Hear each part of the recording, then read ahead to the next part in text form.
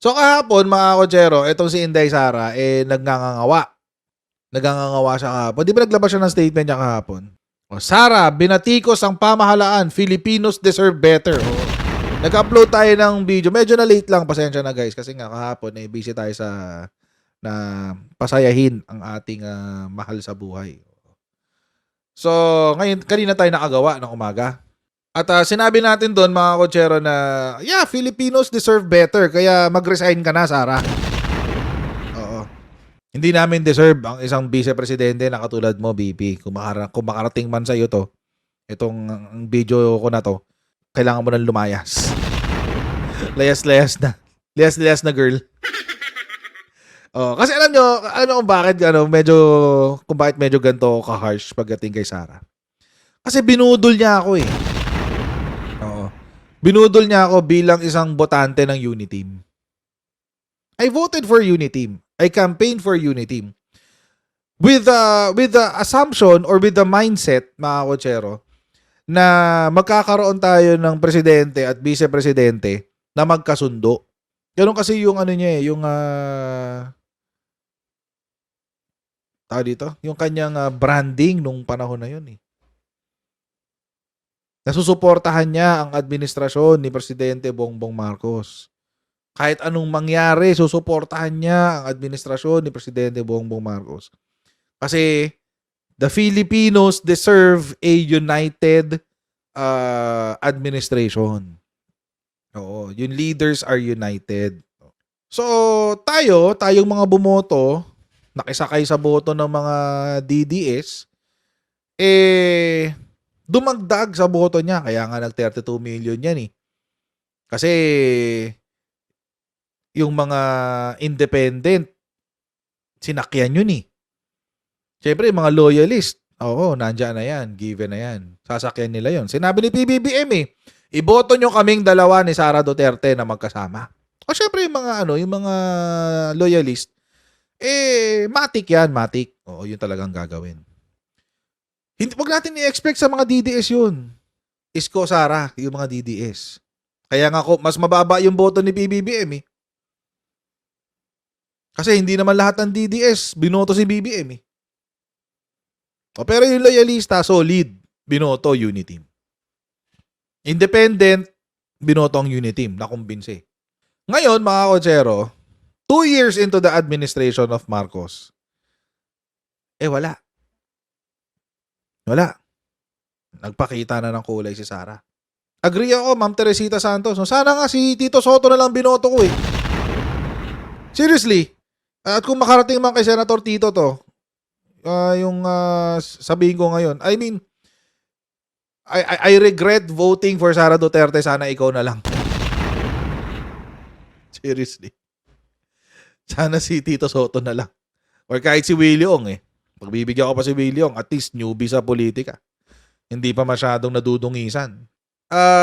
So kung meron mang, natawa rin ako, nag-comment siya nung manggagamit daw ang Marcoses. Excuse me? Ikaw ang gumamit sa mga Marcos. Parang kung paano ginamit ng tatay mo si Senator Amy. Na ngayon si Senator Amy nagpapakatanga sa inyo.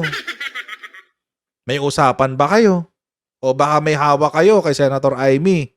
Kaya hindi niya kayo mabitawan. Ewan ko. Baka ganon. Senator Amy, I'm giving you a way out. Kung kayo ay nasa US, UK, Canada, Italy, France, Spain, Ireland, and Belgium, ay pwede na po ay magpadala ng inyong mga remittances sa Pilipinas gamit po ang Sendwave. At ang gagawin nyo lang ay download ang Sendwave app, gumawa kayo ng account, lagay nyo yung bank account details nyo at pwede na kayo magpadala sa GCash, Cash Pickup at iba't ibang mga bangko sa bansa. At kapag ginamit nyo pa kayong promo code na Coach Jarte, makakuha kayo ng karagdagang $20 free credit. Kaya gamitin na si Sendwave for all of your remittance needs. Baka naman may hawak kayo kay Senator Amy na pang-blackmail sa kanya. Kaya hindi niya kayo maiwan. Baka naman, baka ganon. That's your lifeline, Senator Amy. Tanggapin mo na. Kung may bala ka pa. Anyway, I agree the Filipinos deserve better and it's not you, Sara Duterte. I don't think right now it's anyone in the Duterte camp. I mean, alam nyo mga kotsero, to be fair, wala namang may deserve sa Duterte camp eh. O sino ipapalit mo? Si Pulong? May 51 billion na issue. Si Baste, underachiever as Davao Mayor. Sino yung papalit mo sa kanila? Si Sara, nabuhay sa hype. So wala. Si Digong na isang uod na lang ang paper dead balls na. Wala kang wala kang wala kang ipapalit O sino ipapalit nyo sa kampo nyo? To be fair to them, I think they're really desperate. Desperado na sila. Kaya ngayon para manatili ang kanilang pagiging relevant sa political scene ng Pilipinas, they will usurp kung paano inagaw ni Digonggong ang PDP laban kay Coco Pimentel. Ngayon, aagawin din nila ang posisyon ng oposisyon. Oo. From the traditional opposition. Kasi yan na lang yung diyan na lang nakabase yung kanilang political survival. In keeping, bilang pagpapatuloy ng pang-aagaw nila ng posisyon para maging politically relevant pa rin sila sa Pilipinas, nagpa-interview etong si Sara Duterte kanina. Nagpa-press con siya. Simula nung bumalik siya galing ng Germany. Oo, galing Germany. Ngayon lang siya uli nagpa-interview. Ngayon lang siya nagparamdam, no? Oo. Sana tinanong ng press, ano pong ginawa niyo sa Germany? Next time, OVP, next time, invite niyo naman ako sa mga pa-press con nyo. Para may magtanong ng mga hard questions. Painggan natin yung balita tungkol dyan sa pa-press con niya kanina. Game. Sinagot ni Vice President Sara Duterte ang iba't ibang isyong iniuugnay sa kanya, kabilang ang dahilan ng pagbibitiw niya bilang miyembro ng gabinete. Nakatutok si Marisol Abduraman. Ngayon lang muli nagpaunlak ng panayam ang Vice Presidente matapos ang formal na i-turnover ang pamumuno sa DepEd. Ang cheap ni Sara. Sorry kasi alam niyo mga Kojero, nung panahon ng active pa ako sa corporate, kasama to sa mga trabaho ko Yung mag-hold ng mga events for things like this, yung transition, endorsement, ganyan. Ang cheap mo naman, Sara. Sorry napansin ko to Talaga, ganito yung pinang-ano nyo? Wala man lang kayong branding? Wala man lang kayong materyales? Seriously? Hindi nyo man lang pinalimbag ng maayos kahit parang coffee table book para maganda tignan? Basic Basic! DepEd pa naman kayo. Kayo dapat yung pinaka-creative. Ano ba naman yung mag-branding ka? Diba? Pagawa. Kahit iba coffee table book mo. Diba? Para sorry, this is nitpicking actually. Medyo nitpicking na tong dating nito. Pero naman kasi, you have the biggest budget of the whole bureaucracy. Ikaw may pinakamalaking budget sa buong bureaucracy, DepEd. Tapos ganito lang ang ibigay mong transition report. Mga Kochero, baka totoong meron dyan, baka yan talaga yung totoong transition report. Pag binuklat mo, may mga laman talaga. Okay lang naman yun, wala nang problema doon. Pero yan, binibigay mo lang yan after the event. Kasi nga, ang pangit tignan, di ba?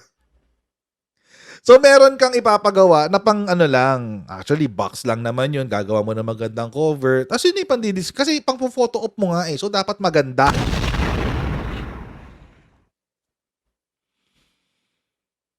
Wala ka talagang kwenta, Sara.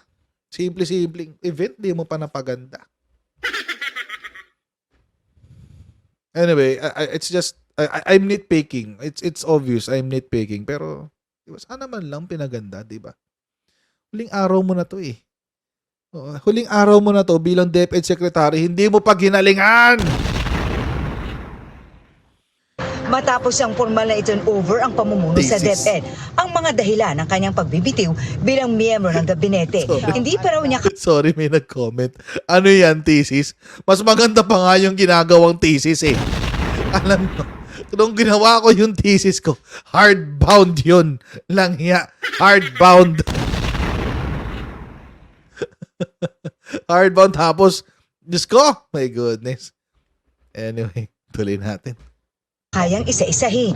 Mahaba talaga yung listahan ng mga rason. At iba-iba siya kategorya. Merong personal, yung sa aming dalawa lang.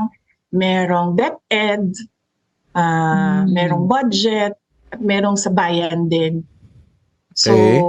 medyo mahaba yung listahan and sa pangayon, hindi pa kasi ako handa na umupo para isa-isahin yun. Pero sasabihin ko sa inyo, kapag ready na. Ano yan? Sinisave niya yan sa sa election. Sinisave niya yan sa election. Yung listahan, quote-unquote listahan niya na yan. Sinisave niya yan for elections. Kasi hindi niya ngayon sasabihin yan. Kasi wala pang halaga wala pang value. Pero gagamitin niya yan, yung tamang panahon na sinasabi niya will be sa panahon kung saan magiging beneficial sa kanya yung impact. So, that will be elections. So, hindi pa talaga siya ngayon magsasalita. Antayin nyo, pagdating na election, nasabihin niya, kaya ako nag-resign bilang DepEd Secretary dahil personal reasons, DepEd, etc. etc. Timing yan. Nasa timing yan. So, it's part of her strategy. Strategy niya yan. Will it have the same value? Or will it still have the same impact by then? Di ba? Will it still have the same impact by then? Kasi by that time, 2028, ay parang lipas na. Di ba may 4 na taon nang lumipas? So parang lipas na. Oo. Or, baka, kasi, close to ni PBBM di ba? Ginawa niya talagang, as in, pinagkatiwalaan talaga siya ni PBBM So baka may mga bagay-bagay na naikwento si PBBM sa kanya. Now, she will use it against him. Oo, she will use it against him. So pwedeng pwedeng banta sa current administration na, may mga sinabi kayo sa akin, ilalabas ko siya, ingat kayo, ganyan. O pwedeng ganon. Pwedeng, ayan, ito, si Limuel, sabi sa Distab Rally, pwede yan, pwede mangyari dyan. So, pero hindi niyan ibibigay, let's say, assuming na what she's saying is true, may mahabang listahan, hindi niyan ibibigay ng one time, big time, installment yan, building up to 2028. But so, expect nyo na yan. Kapag nagsalita siya in the future na, ito yung nangyari sa akin sa DepEd, ito yung isa sa mga bagay na kinasama ng loob ko, etc., etc. But I think, personally, ako lang naman to, opinion ko lang. Feeling ko wala siyang listahan. Sinasabi lang niya na meron. Sinasabi lang niya meron para meron siyang option sabihin in the future na ito yung isa sa mga bagay na sinabi ko before. Kasi ibig ko sabihin, it's part of the tanim intriga thing na natutunan niya siguro sa tatay niya. Tanim intriga. Wala siyang naiisip ngayon. But in the future, may maiisip siya. At sasabihin lang niya, ito yung sinabi ko sa inyo noon. Oo, isa to sa mga bagay na dahilan kung ba't ako umalis. Oo. So parang ganun. Parang USB na walang laman. Parang ganun. Yung 150 na USB, pero tagi isang video lang ang laman nun. Ayop. Alala ko na naman si Kati Binag. Lang yan. At anyway, tuloy natin. Someday, hindi ko lang alam kung kailan yung araw at oras na yon. Pero binahagi niya ang isa sa mga dahilan na ito na may kaugnayan sa budget ng gobyerno. Pero kung basahin mo lang yung GAA at i-trace mo kung saan pumupunta yung pera, makikita mo na hindi maayos yung pag-handle ng pera, ng budget ng gobyerno. Sinubukan kong itama yung nakita kong mali. What does she mean? Pero syempre, wala akong nakuhang suporta at wala akong nakitang pagbabago. Kaya sabi ko, hindi siya mauulit sa akin sa budget ng 2025. Hindi ko na kaya na ako pa rin yung hawak ng Department of Education budget and uulitin lang yung ginawa dati. Kumusta po ang relasyon mo ngayon kay Wait. kay Bibi? Wait. Kasi binring up niya eh. Sabi niya kung titignan daw natin yung hati-hati ng budget, eh makalalaman daw natin na mali yung priorities ng administrasyon. Sinasabi niya. At tingnan natin yung sinabi niya tungkol sa budget. Kasi sabi niya eh, sinabi ni Digong eh. Digong. Ni Sara eh. Tignan mo lang daw yung budget. Pag nakita mo yung budget, makikita mo, pag tinignan mo yung budget, makikita mo na mali yung priorities ng administration. Okay. Okay, so ito yung na-approve General Appropriations Bill. Ito yung pinirmahan. Puntahan natin yung 2024 budget to the proposed 2024 budget. Okay? So, naka-anchor siya sa 8-point socio-economic agenda ng 2023 to 2028. The social services sector composed of health, education, culture, and manpower development, as well as social security, welfare, and employment, among other social services, will receive the largest allocation of 2.183 trillion or 37.9% of the total proposed national budget. Masama loob mo dyan? Health? Ano yung priority ng 2024 budget? Ang priority ng 2024 budget ay health, education, culture, manpower development, social security, welfare, and employment. Ayaw yata niya ng natutulungan yung ating DOH. Ayaw niya na natutulungan yung DepEd. Ayaw niya natutulungan yung DOLE. Ayaw mo. Bakit? 37.9% ng budget, 2.183 trillion ang napunta. Kasama doon yung sector niya, education. Ayan oh. In fact, mga kotsero, DepEd received the highest budget, 900 something billion pesos. 900 something billion pesos. The education sector receives the largest allocation at 924.7 billion pesos. May almost 1 billion pesos ka, Sara, wala kang ginawa. Paawalang modo na itong babae. Promise. Ikaw pala may pinakamalaking budget, nagreklamo ka pa. Almost 1 trillion ang budget mo. 1 billion ba nasabi ko? 1 trillion, sorry na agad. Ay. The economic services sector, which covers roads and other transport, agriculture, and agrarian reform, 1.79 trillion. Mas maliit yung DPWH, DOTR, etc. Oh, 822 billion lang sa DPWH, 214 billion sa DOTR. Ang tigas ng mukha ni Sara. Department of Agriculture, 181 billion pesos. Department of Health, 306 billion pesos. Defense nga natin, 282 billion lang eh.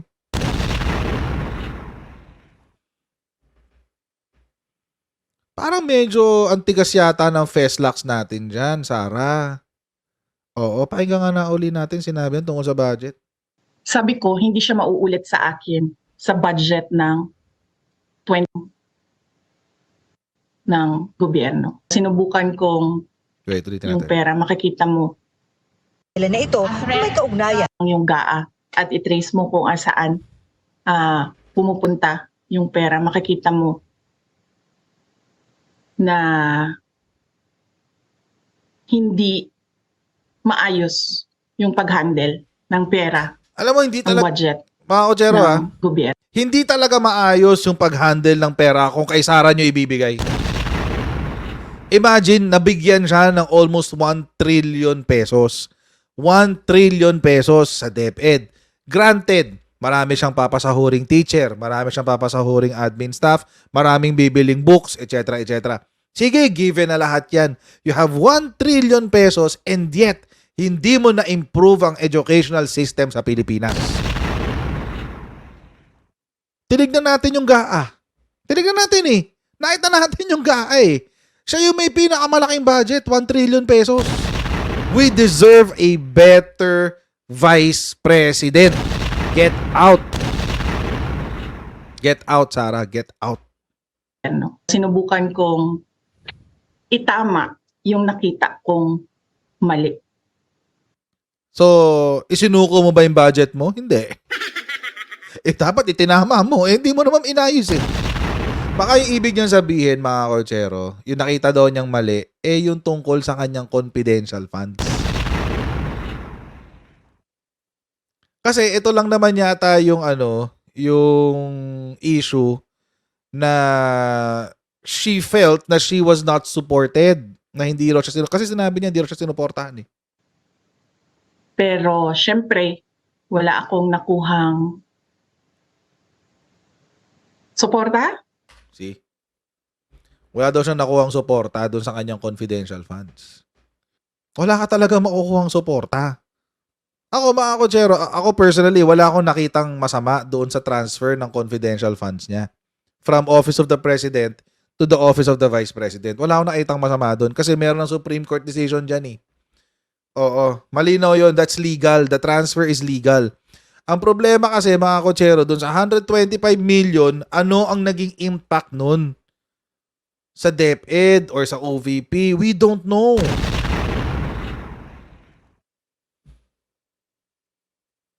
Tapos humihingi ka ng suporta sa isang bagay na wala kang proof of concept? Kahit proof of concept na lang eh. Wala akong nakitang pagbabago. Oh, sa DepEd, wala kami nakitang pagbabago sa DepEd. Totoo yan. Kaya, sabi ko, hindi siya mauulit sa akin sa budget ng Hindi ka na talaga makakaulit. 2025. Last mo Hindi na ko yan. na kaya na ako pa rin yung hawak ng Department of Education budget and uulitin lang yung ginawa dati. Kumusta po ang relasyon mo ngayon kay BBM po, ma'am? Oh, hindi na kami nagkita at hindi na kami nag-usap ni President Marcos. And you So intend wala akong description. Wala akong description sa relationship namin ngayon ni President Marcos. Hindi na kami nagkakausap. Hindi. Ngayong What do you expect? What do you expect? Do you still expect the president to be friendly, chummy with you? Is that what you expect? I mean, seriously, kung mapanood man ni VP Sara to, is that what you expect? Sinaksak mo sa likod, tapos expect mo, friends pa rin kayo? No. Alam nyo, mga kotsero, meron ding mga sumaksak sa likod ko nung sumusuporta pa ako dyan kay Digonggong.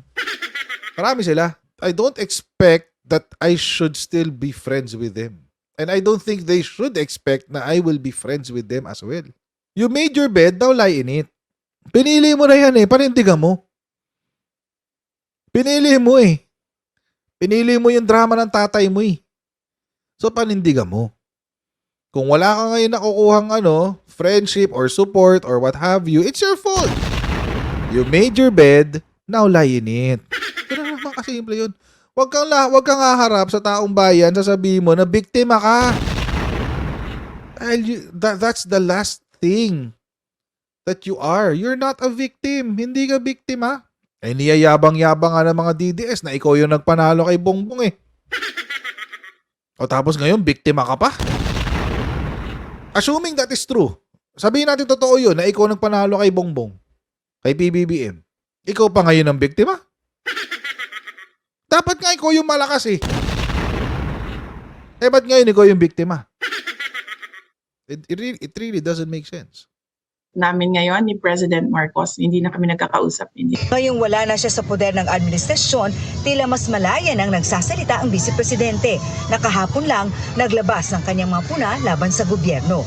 Para sa bise, bato-bato sa langit, tamaan, huwag magalit. Kung sino yung nakikita ninyo nagre-react publicly and privately sa mga sinasabi ko, yan yung mga tao na natatamaan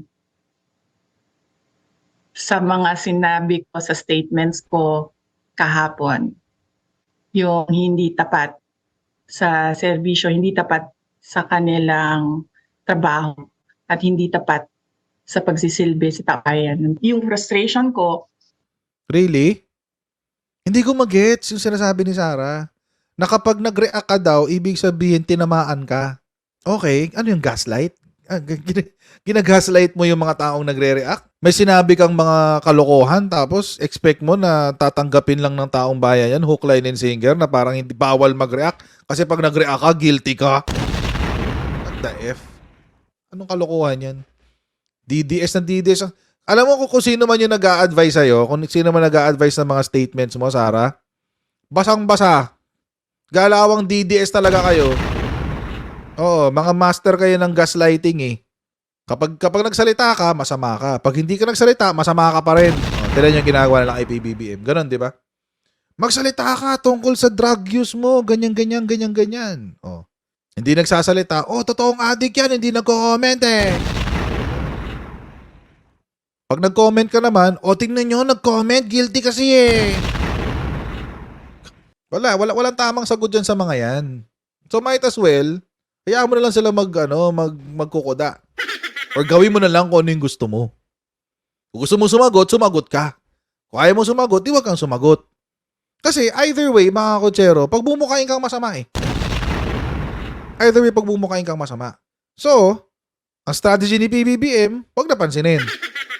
Ang strategy naman ng iba, aawayin si Sarah. Okay lang yun. It's part of the political game. Ang ipokrita lang ni Sarah, mga kotsero, na magsalita ng ganun. So, ibig sabihin pala, pag binibira niya yung Makabayan Block dati, ibig sabihin nun, guilty pala siya. Guilty siya. Nag-react siya eh. Diba? Ano naman kasimple yun? Ayan, tuloy natin. as a vice president and as a Filipino sa mga nangyayari or naririnig natin sa ating gobyerno, nilabas ko. Sinabi ko naman noon, di ba, hindi ako gumagalaw para sa administrasyon, hindi ako gumagalaw para sa oposisyon, hindi politika, kundi para... Hindi naman kayo, first and foremost, hindi ka administrasyon. Second, hindi ka rin opposition. Hindi naman kayo traditional opposition eh. You're on your own. May sarili kayong drama. So it doesn't make walang CCP ka. Sabi ni Lovely. Chinese Communist Party. para sa bayan. Ikinagulat naman daw ni VP Sara ang survey ng Octa Research kung saan bumaba umano ang bilang ng mga Pilipinong nagsasabing pro-Duterte sila. Nakakagulat lang kasi ngayon lang ako nakakita ng survey na ang tanong ay pro-Marcos ka ba or pro-Duterte ka ba. Talagang gagastos ka ng pera para tanungin ng mga tao kung pro-Marcos ka or pro-Duterte ka. Dapat siguro nilagay doon, pro-Pilipinas ka ba? I'm sure lahat yun lilipat doon sa pro-Pilipinas. Mababasa mo naman kaagad eh. Alam niyo ang tawag doon, mga kotsero, response bias. Response bias ang tawag doon. Kasi kapag gumagawa ka ng survey, hindi ka pwedeng gumawa ng mga tanong that will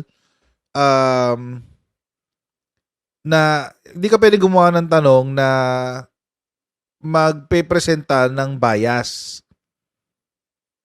Response bias ang tawag doon. Kung ang question mo naka-format na isa lang ang tamang sagot, o hindi siya survey question. Sinong taga-survey ang tangang magtatanong, pro-Pilipinas ka ba o hindi? Tapos ang tatanungin mo, Pilipino. Natural, sasagot niyan, oo, pro-Pilipinas talaga ako.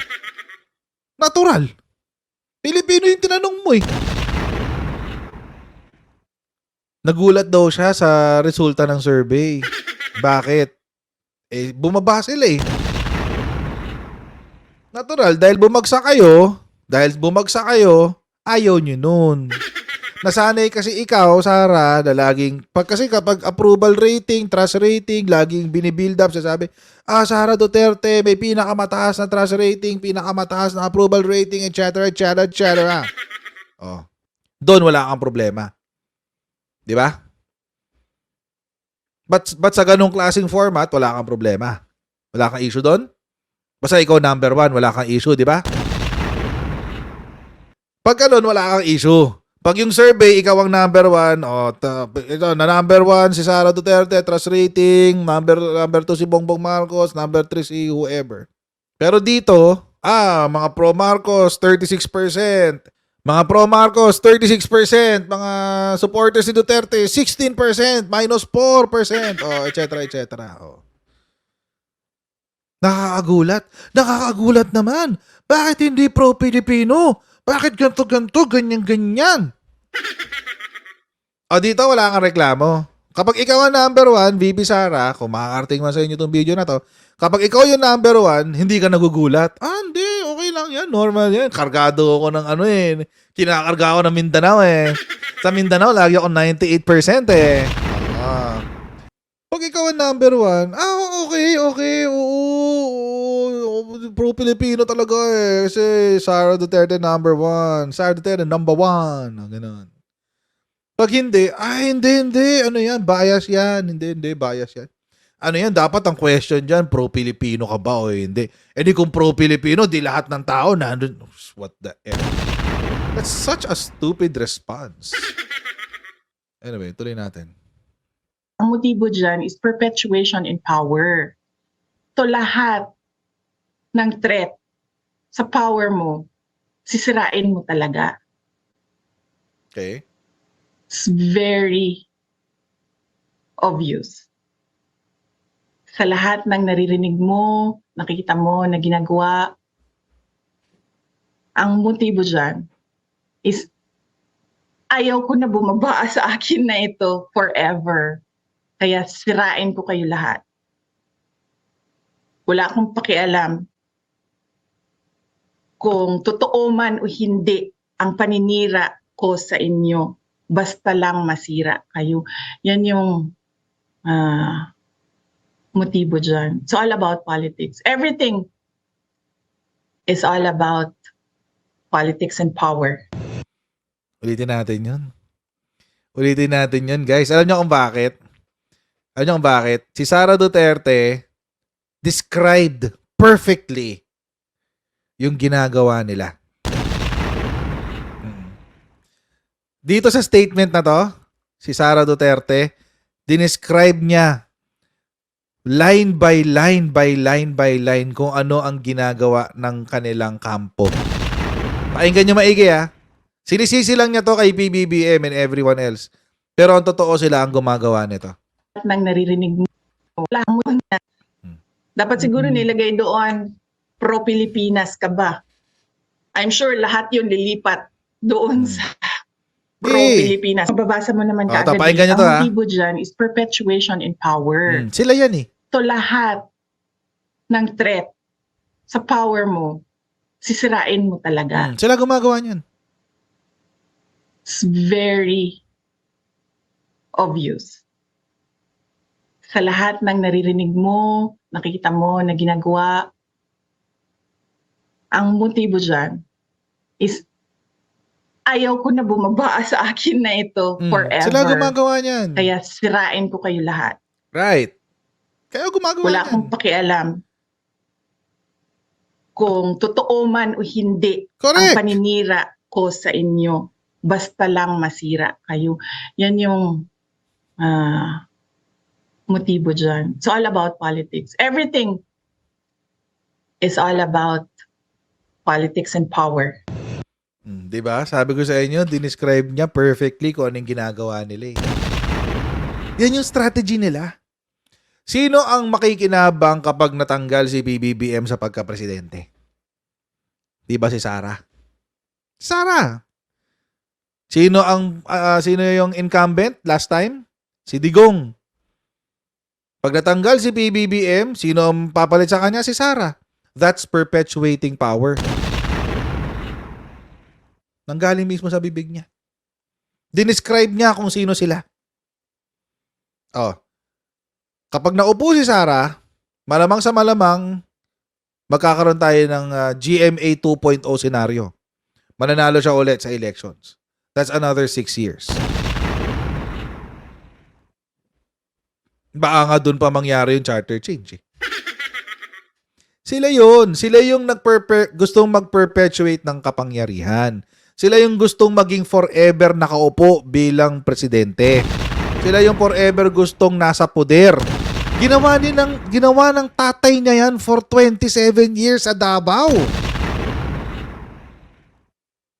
And now, gusto niyang gawin sa pagka-presidente. Oh, let's say, magkaroon ka ng Duterte scenario. Duterte ang presidente, si Sara, VP mo, si Digong. Oh, tingin niyo ano mangyayari? Mag-resign si Sara, sino ulit ang aakyat? Si Digong ulit.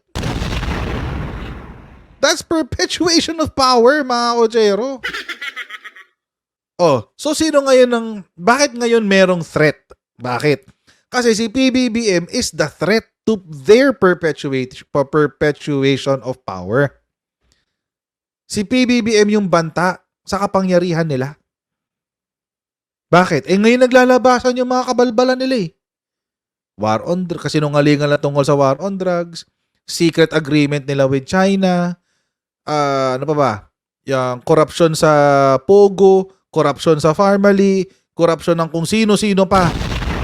Connection nila sa drugs, etc. etc. Ngayon naglalabasan eh. So sino ngayon ang threat sa kanilang kapangyarihan? Si PBBM. So paano nila ngayon tatanggalin yung threat? Sisiraan nila. Nagko-cocaine, Pidea Leaks, Pulburon Video, Katibinag, USB. Oh. Sila ngayon ang gumagawa ng intriga. Sila ngayon ang naninira. Bakit? Kasi they want to stay in power forever. VP Sara, kung makarating man sa itong video ko, sana may magtag sa'yo nito. You described your family to the T. You described your family's actions to the T. Kayo yun. Don't talk to us about pagmamahal sa bansa. No comment ka nga sa West Philippine Sea. Tapos sasabihin mo sa amin, pagmamahal sa bansa. Stop with that BS. Dutertes are not made to love the Philippines. Ginawa na ng tatay mo yan. Hindi ka makaka-round to sa amin. Hindi nga siya makapag-comment eh. Oh. No comment sa bullying ng China. No comment. Alam niyo nakakatawa pa dito? Ang nakakatawa dito sa no comment niya? Alam niyo kung ano nakakatawa dito? Pinagtanggol siya ni PBBM dyan. Marcos defends Sara's no comment on China's bullying in West Philippine Sea. Pinagtanggol pa siya ni Presidente dyan. Anong walang suporta pinagsasasabi mo? Pinagtanggol ka ni PBBM sa lahat ng kalokohang pinaggagawa mo. From confidential funds to West Philippine Sea, etc., etc., etc. Tapos ngayon, ikaw yung pinakahuling sasaksak sa likuran niya. It's all about politics and power. Kinumusta din namin ang bise kung kumusta ang kanyang seguridad ngayon. Kasi yung mga surveillance, yung mga casing, ano yan eh, ganyan mangharas ang PNP. Modus yan ng PNP pag gusto nilang mangharas ng tao. So, depende na yan sa iyo kung papansinin mo, maiirita ka, or kung anong gagawin mo. So, ngayon, ang ginagawa namin, nire-record lang namin lahat ng ginagawa nila. Kinukuha namin yung facts, tapos nilalagay namin sa isang file. Do I feel threatened? Yes po. This is not the first time na nagkaroon kami ng problema sa politika as a family. Para sa GMA Can you tell us Integrated about News, this, ma'am? Marisol Abduraman. Nakatuto, sabi ko noong interview 24 oras. Ba't putol? I guess tayo mga bumoto sa kanya has a responsibility. Oo. May responsibilidad tayo ngayon na ano. Siyempre, wag na natin expect sa mga DDS yan. Yung mga DDS susuporta kay Sara yan. Pero tayong mga independent, tsaka yung mga loyalista dyan, na bumoto kay Sara, we have a responsibility. May responsibilidad tayo na siguruhin na hindi siya makakaupo bilang presidente. Or anyone that they will endorse. Seriously, I mean, anyone that they will endorse. Ang problema kasi dito, we put them in power and now that they show their now they show their true colors, at least ngayon naman natin, di ba? Buti ba si PBBM Sa mga magwawagi sa 2025 elections, political differences, isang tabi. Sinabi ni Pangulong Ferdinand Bongbong Marcos Jr. nitong Huwebes na ang magwawagi sa darating na midterm polls ang dapat makaalam kung paano isasantabi ang political differences. Yan yung nagpirmahan sila kasi kanina with the Nationalista Party. No? So, hindi ko lang alam kung ibig sabihin yan kasama si Senator Amy sa Nationalista Party. Kasi nationalista si Amy So, hindi ko alam kung kasama siya sa listahan ng administration. But, sana hindi. Anyway. And that is why we are here today to formalize this relationship and to prepare ourselves to make sure that the leadership that will come, that will win after the election, the midterm election next year, are the leaders who understand that we must put our personal differences aside, whatever they may be. Mayroong malaki, mayroong maliit, ngunit ang pinakamahalaga ay magkasundo tayo kung ano man ang pinakamaganda para matulungan natin ang ating mga kababayan. Oo. Yun yung nakalimutan ni Sara Dapat talaga hindi ka bumitaw kay PBBM para para natututo ka ng konti Sara. Dapat talaga hindi ka bumitaw kay PBBM para natututo ka ng konti. Kaso, wala Walang expect sa'yo Ano yung expect sa'yo, Senator Amy? Ano yung expect sa'yo, Sara? Wala. Expect lang namin sa'yo, susunod ka sa utos ng tatay mo. Again, mga kotsero, tayo pong mga bumoto sa kanya, we have a responsibility to make sure na we choose a better president for 2028. Huwag na si Sara. Wag din si Tulfo. Sana meron pang pangatlo. Sana meron pa tayong choice. Sana meron tayong choice pa na yung yung pwede natin pagkatiwalaan. Whoever that person is, let's see. Oo. Abangan lang natin susunod na kabanata. Okay, so hanggang dyan lang po muna tayo sa ating live stream for tonight. And huwag niyo pong kalimutan mag-subscribe sa Coach Jared YouTube channel at sa bago ko pong YouTube channel din. Lagay ko ulit yung link para makafollow kayo. Tulungan niyo po ako mga 1,000 subscribers sa Coach Jared Reacts. Okay, yan po yung link sa baba. Paki-follow po yan. And paki-subscribe po yan. And please follow me on my social media account, Jared Pulido ang pangalan. I'll see all of you in our next live stream. God bless you guys. See you next time. And happy birthday to my loving wife. Bye everyone. See you next time. Bye.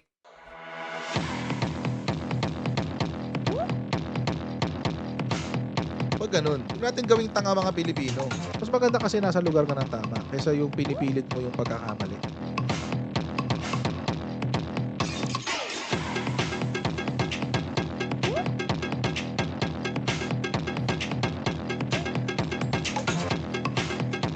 Are they willing to go that far? Hindi makakalimutan ng Pilipino yan hanggat di nasasagot yan. Sino ngayon nagsasabi ng totoo?